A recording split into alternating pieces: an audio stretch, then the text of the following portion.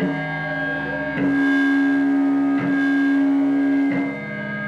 has to be done, all right? It has to be done, okay? Let's do it.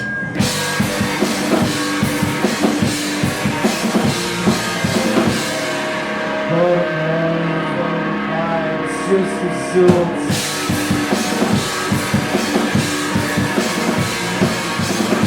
Words, once you curse is granted as you matter.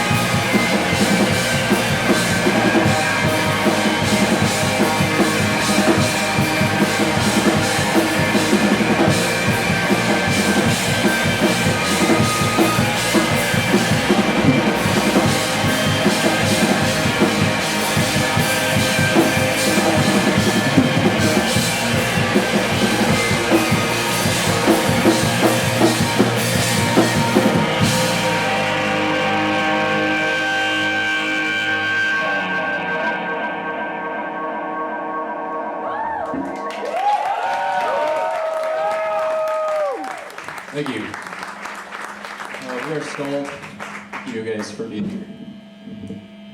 Yeah, this is like the part, if you were listening to the tape, that you flip it.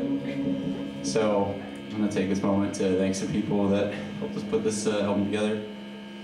Well, first off, for the show, thank you to Siobhan for helping book this, running sound, playing fucking Fruit Leather. Give it up for Fruit Leather.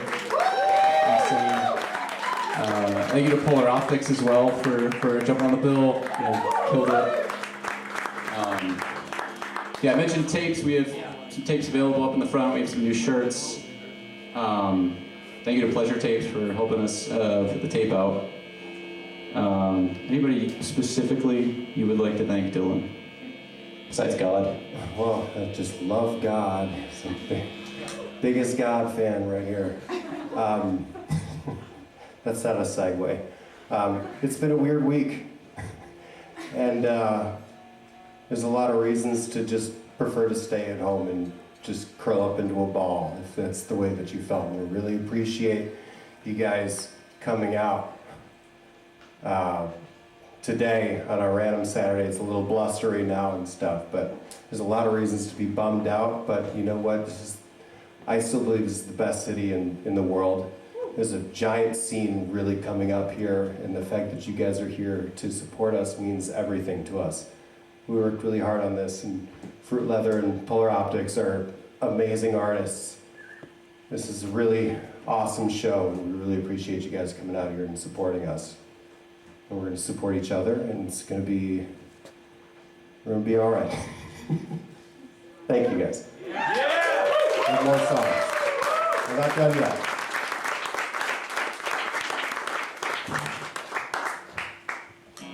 But the songs are about to get a little bit more bleak, I will say.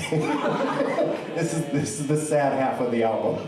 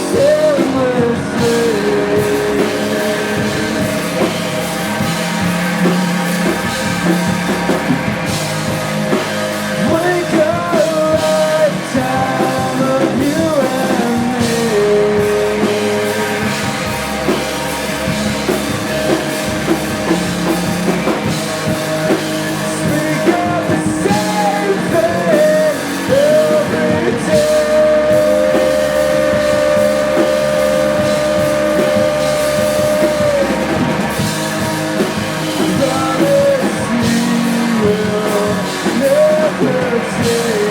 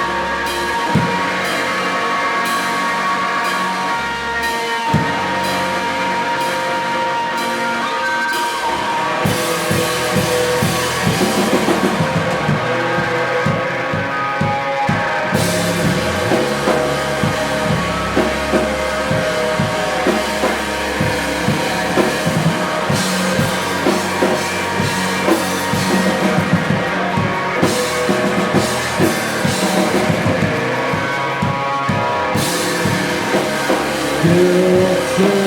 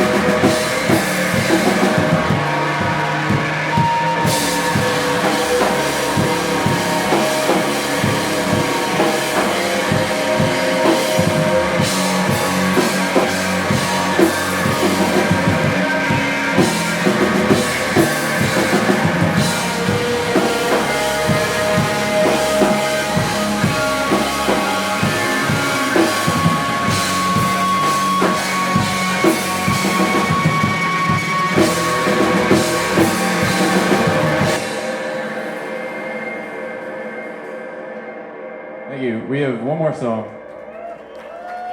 Got to set it up for a little bit. Just a second. Also, big thank you to Dee for joining us on the first song and just now.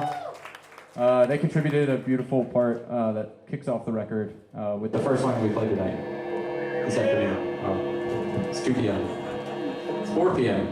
Who fucking knows? 4:53.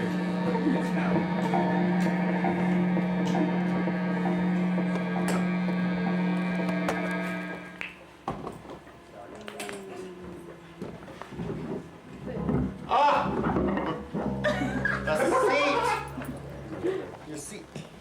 It's too high. This guy's got all the answers.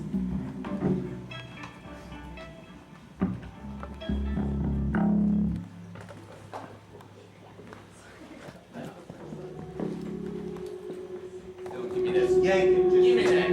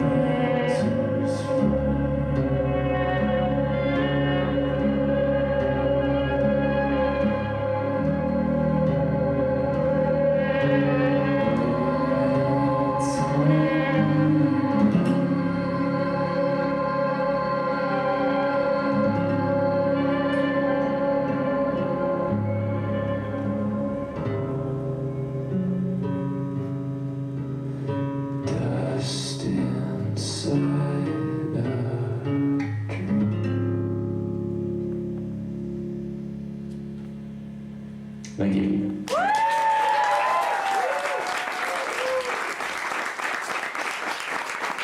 right, we'll be around, so in case you want anything, need anything, come find us.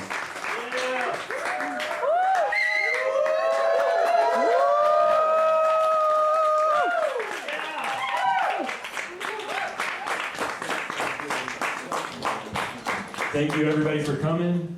Stalled has merch in the back. They have tapes and shirts. Please check them out. We also, all the bands kind of curated a little box of records that like people who like the music that we played tonight might like. They're over by Colin, who's raising his hand. Yeah. So feel free to check those out too. Thank you again for coming. The store's open until 7, so hang around, look around. Thanks. Yep.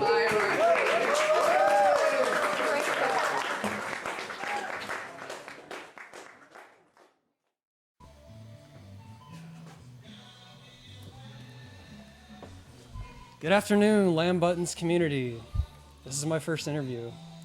We're here with Stalled. What are y'all's names? Dylan. Dylan. I'm Nate. Jack. Jack. This is Stalled, everyone. How did y'all meet? I think Dylan and Jack knew each other from a job they had before at a moving company. And then, so I met Dylan through that from joining this band. And then I met Jack randomly at a MJ Lenderman / Horse Jumper of Love show. Yeah. Wonderful. That's awesome. I love those bands. Classic tale. Classic. How did the name Stalled originate? So, thank you. I had previously played in bands that had longer names. Specifically, I used to play in a band called Sci-Fi Sleep Cycles, and it was really tough to tell people that for whatever reason. So I wanted to play, and it's like whatever alliteration or whatever. So I wanted to play in a band that had just like a one-word name. Installed was surprisingly like untaken, or I think maybe there's like one other band called Stalled. So maybe we share that with one other band. But yeah, it was just an easy name to say, I guess. Love the noise rock post-hardcore bands with one name, one syllable even sometimes. Seems to be a common theme, that's all I'm saying. Yeah, So make as little noise as possible saying the band's name. That's why you gotta like shorten it down to one word. So, y'all just released your debut album, Dust Inside a Dream. And I'm curious to know, what was the creative process behind making such a masterpiece? Oh, thank you. Yeah, I guess for the creative process, we had like gotten together in a practice space. I first joined the band like right as Contentment.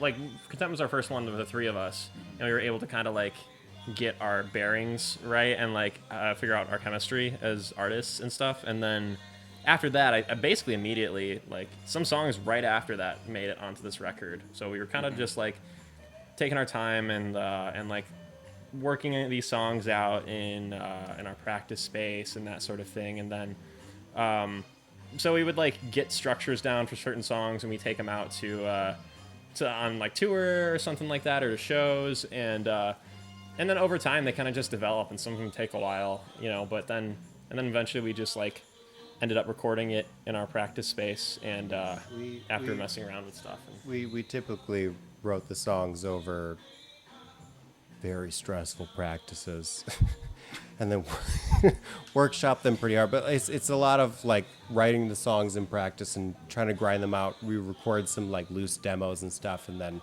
take the demos, play them live, and let the crowd interaction and stuff like change.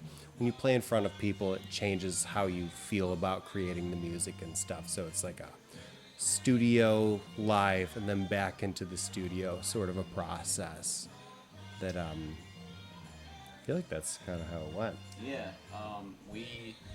Thank you. I'm gonna say that every time.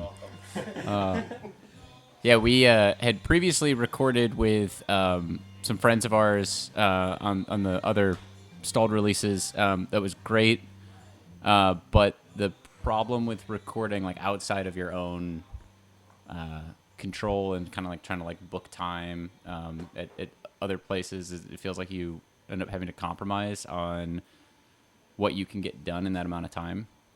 So we decided to take the leap of doing it ourselves, risking that we would spend way too much time making the record. Which like it feels like we took a lot of time, and then looking back on it, I guess it was really like a year and a half of production, which in the grand scheme of things doesn't feel like that long. But keeping it all like the creation of the music like within the three of us at our practice space and like a space that we're comfortable and where the songs themselves like developed, I feel like it just gave it I don't know, just gave us like the freedom to just kind of make it exactly what we wanted it to be. Wonderful, thank y'all.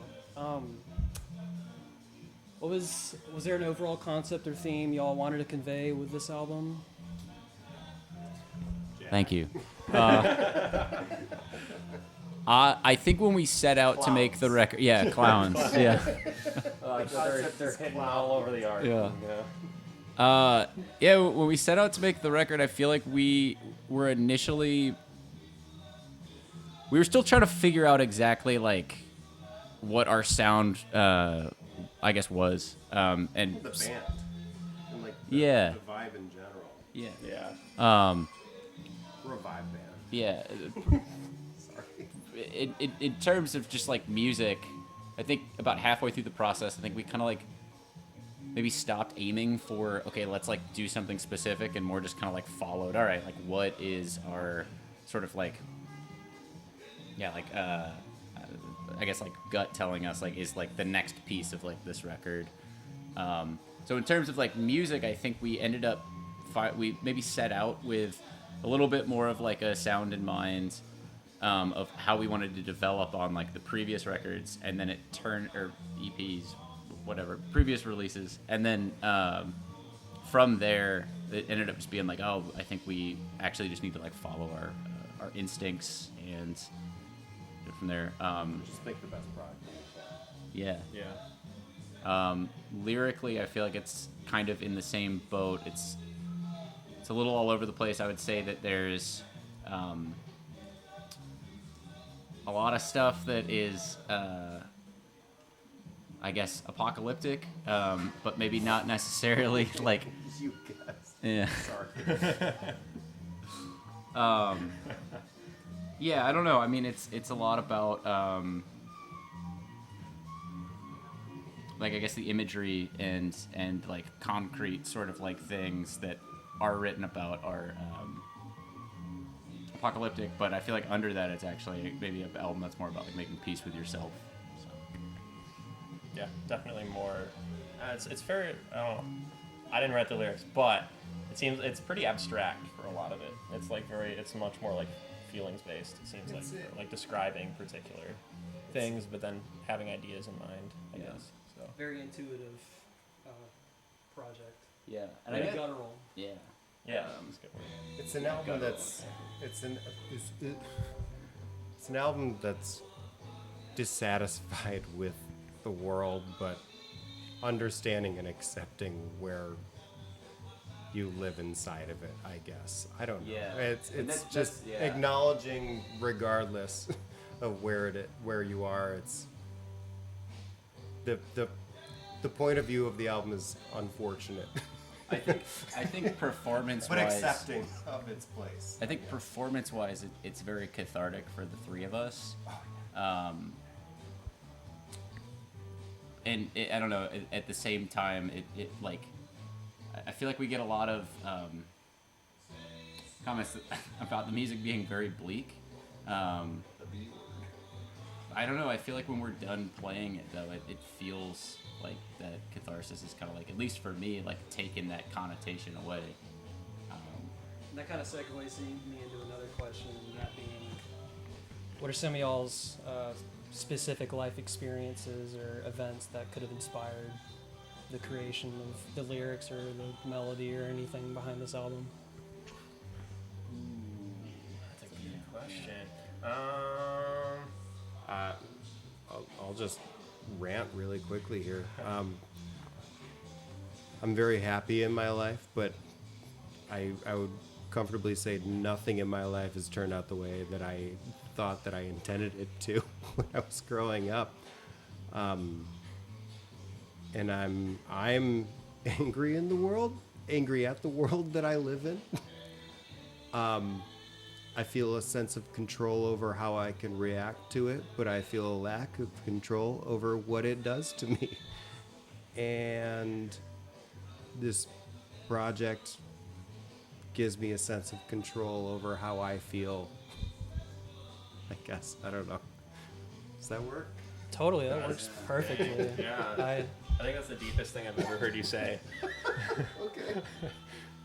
Yeah. Oh man, mine is so much like more surface level because I can think about like what affects the way I play and the way I think about things, I guess. Because like, I mean, something I always tell people is that like all three of us have been frontmen in a band where we like sang and played guitar, and I think I don't know it. For me at least, it definitely makes it so that I understand the perspective of a guitar player / front person and like writing music in that way. And I think that definitely informs my way of playing drums, so I can understand like when to, you know, not to just be like, oh well, it's drum time to go crazy, you know, like all the time. Just here I go drumming, yeah, and just like let things kind of weave in and out, and like give proper shine to things and how to emphasize things and that sort of thing. I think so I think that was really important to me because I didn't start as a drummer. I started as a guitar player and stuff, so yeah. Thank you. I think, like specifically for the song Fields of Gold, we were kind of going back to what I was saying about following our instincts on making the record. We were like pretty close to cutting that song because it felt like it was maybe leaning too much into like some of like the more pop sensibilities that like we have as a band, and that like we maybe didn't set out to put on this record initially. But we were like, all right, we're gonna finish recording the song. We're gonna like see it through, and we'll just make the decision at the end. And when we were putting the track list together, we're like, yep, this has got to stay. And I think that kind of came from the process of just it's really easy nowadays with like the whole world being accessible through your phone. Not to get on soapbox here and shake my fist at the clouds, but like it's really easy to see what other people are doing at all times and compare yourself to that, and to see what like what other people have that you don't, or like what other people are like creating that you wish that you could, and to get really like distracted and hung up on that instead of like embracing like what is naturally coming from your own like fountain of creativity. And I think that for the three of us, but especially for me, was like a really important part of making this record, because it kind of like freed that up in a way. So We were intentional about the songs that we wanted to create and what we wanted on the album. We didn't want any songs to be on the album just because we thought that other people would want the songs on the album. We wanted the songs to be on the album because they fit and made sense. Yeah. that's my bit. Wonderful. Very wise words from all of you. So, who are some of y'all's biggest musical inspirations when it comes to songwriting? You guys want to go first? I think we go down the line. We'll go down the line. I mean, my number one songwriting influence is and always will be Brian Wilson of the Beach Boys. He's a genius. He's my non-biological father, but I would love for him to adopt me. Lately, it's been like all year I've been listening to like only Neil Young, despite like these guys are sharing a lot of other albums and artists that I should be listening to, but I've just kind of only been listening to Neil Young and the Beach Boys this year. Yeah. Thank you. Yeah. I guess, I mean, I have to say Radiohead. I forgot Radiohead one time when somebody asked that, and they were like, "How did you forget Radiohead?" And I was like, "Yeah, because Radiohead's definitely a big one for me." There were other artists that like really inspired me to get into more like noisy stuff when I was younger. Like that first Black Midi album was huge for me. Just really into like the noisy, crazy sort of stuff. And then honestly now I'm like super influenced by other people in the scene. Like I'm just like watch all these other artists play that like we know and stuff, and man, yeah, it's just super inspiring to me, and I'm like, always learning stuff from them just from watching them play. And yeah, I guess thank you. No, I'm not gonna say it. You guys picked up on it. I think the artist that has like band that has singularly had the biggest influence on me is Unwound. Shouldn't come to a surprise to anybody that's familiar with their music and our music. But kind of like to echo what Nate is saying, like we just had the opportunity to play with like a lot of like really great bands that are doing stuff that it would be really difficult to like get exposed to, I guess, like specifically just through the internet. Like just like I mean, like we just played with Fruit Leather, and every time that I've seen them play, it's like a visceral, emotional experience that it's really hard to like classify them as a band, I feel like. And what they just played was like entirely improv, so I feel like it's like even just beyond the I guess like however you would classify them genre wise, like their like just the commitment to the art and like their approach of making the music that they make together is like very inspiring. Really glad that we got to work with Dee on the record, and also the other two collaborators that we had on the record. In some way or another, like their projects, I think, influenced the record as well. I mean, that's why we reached out to them. We did a tour in early 2023 with this band Fainting Dreams from Denver, and Elle, who plays guitar and sings in that band, does a lot of songwriting, contributed vocals to Map Out the Cut. I feel like that song was kind of like inspired by them before we went on tour with them, by checking out their music, and then kind of made its way into the song. And then Tom Lagavine, he used to record under the name Solid Squares. He did saxophone on Blue Mount, and we really wanted to incorporate like that sort of ambient live looping that we got to experience when we saw Solid Squares and played with them in Indianapolis a while ago. Yeah. And like I think that show was like 2 years ago or something, and we just were from there we're like, all right, you know what? At some point, like just kind of in the back of our head is like we would like to do something like that and potentially work with this guy if he's down. So, and he was. So, yeah, that's it. Those are the only artists that we like. Also, yes. And yes, sure, yeah. Is there anyone else who would like to shout out or give thanks to for, their input?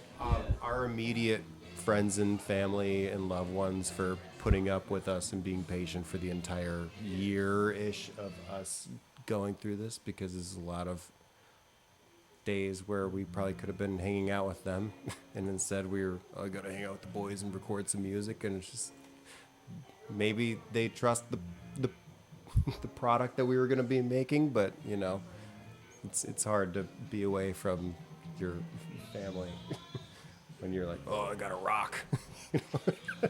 Rock and roll. Yeah. I guess not to be as sappy as this guy over here, but Pleasure Tapes, thank you for working with us to get the tape out. And Blake Bickle, who mastered the record. Shravon, who also plays with Fruit Leather, made the art for this that just was so perfect for the album. He put a lot of time into listening to it before it was out and really like trying to capture the record. I've never worked with an artist on an album like that, so that was really cool to see that turn out the way that it did. I'm probably forgetting other people, but if we forgot you, thank you. I got someone. I got other people. Is it God? No, it's not God. It's not. It's God. I want to thank these guys right here. These guys nailed it. These guys worked so hard. Thank you.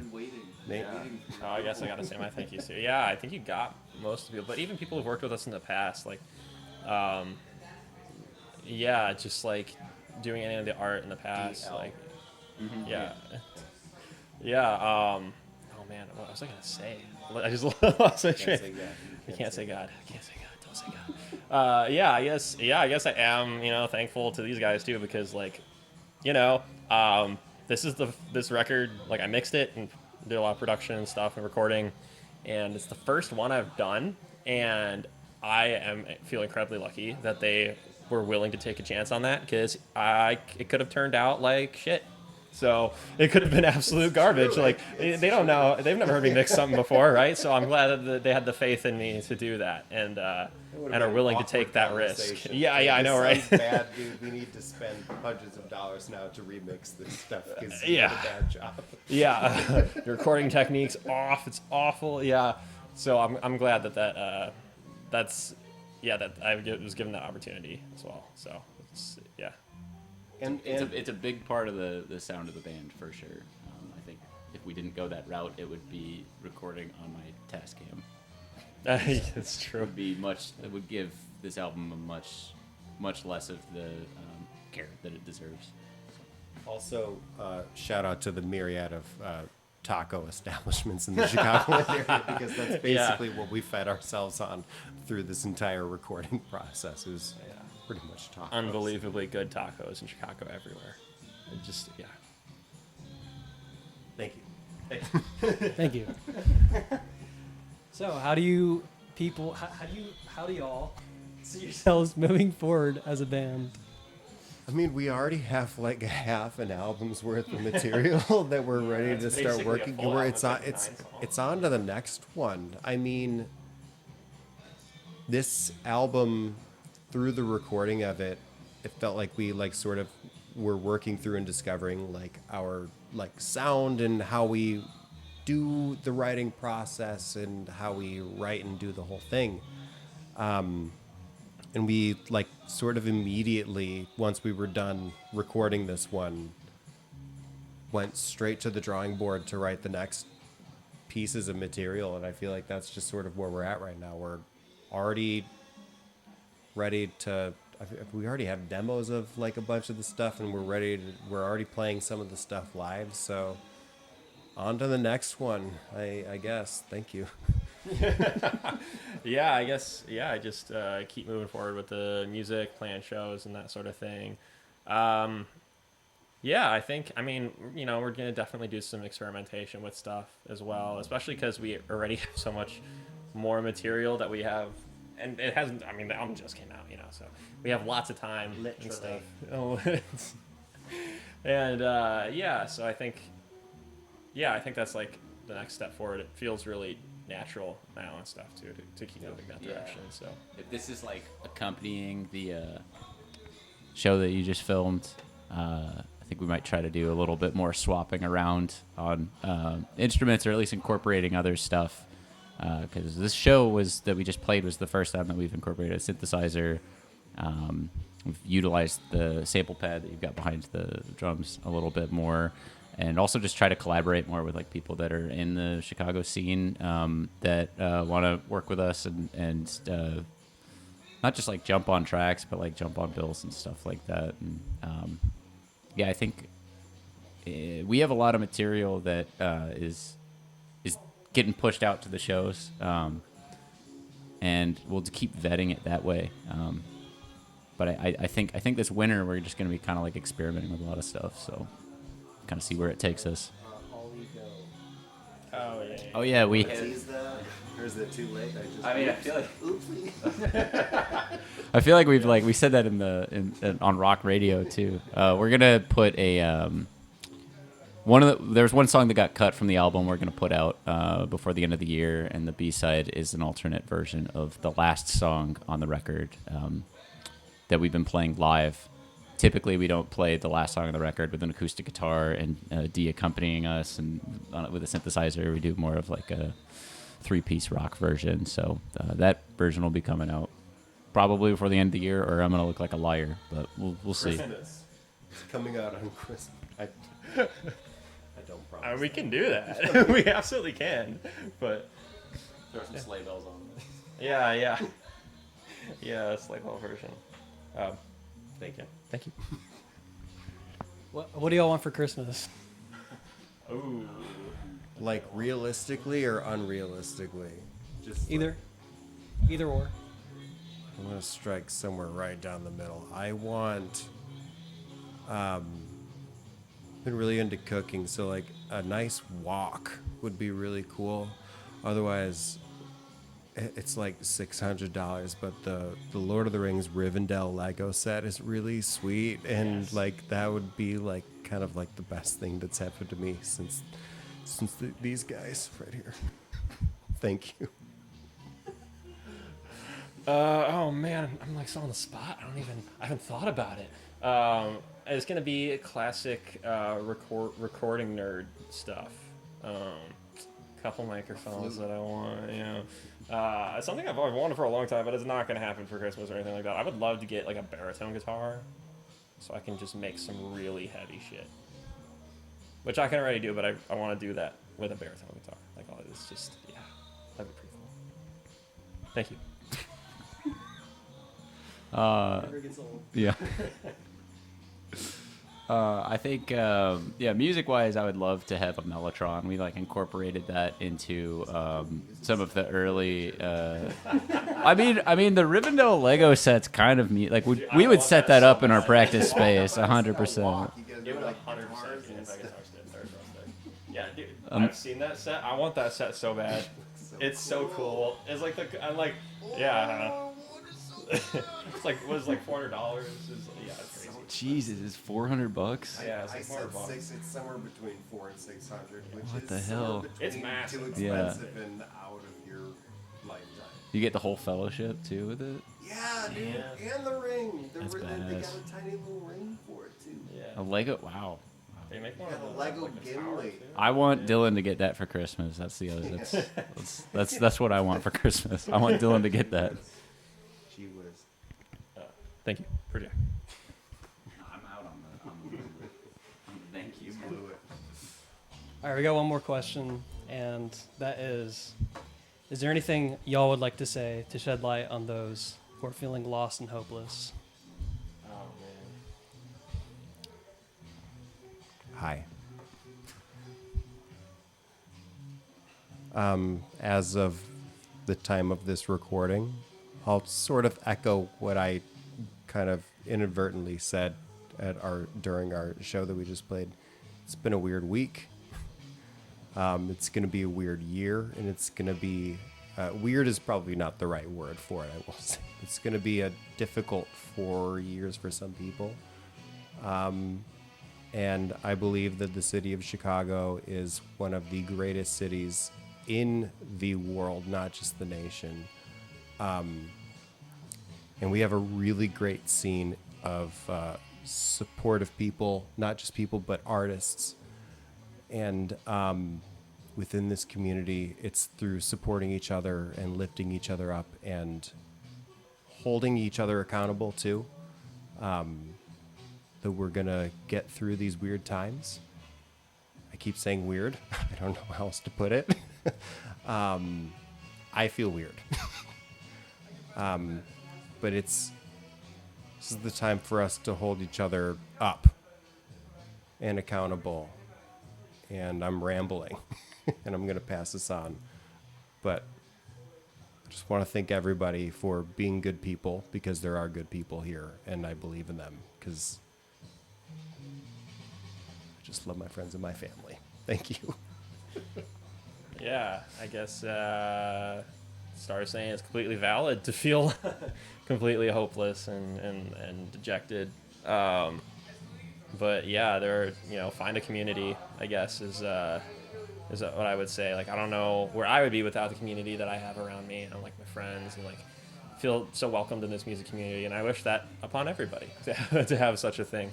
And that also, I mean, community organizing, get together, and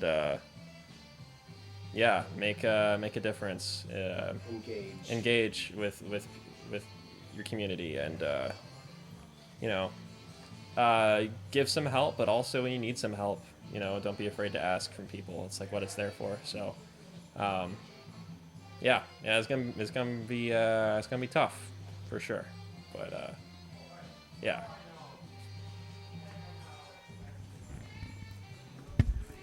Yeah, I mean, definitely what y'all said for sure. I think for me, I guess I'm maybe gonna sound like a broken record, but just recognizing the things that are like within your control, and one of those things is just like acknowledging like what sort of like respect like you deserve from the world and from people around you, and not settling for anything less, and just giving yourself the time and the space to get yourself like where you need to be, and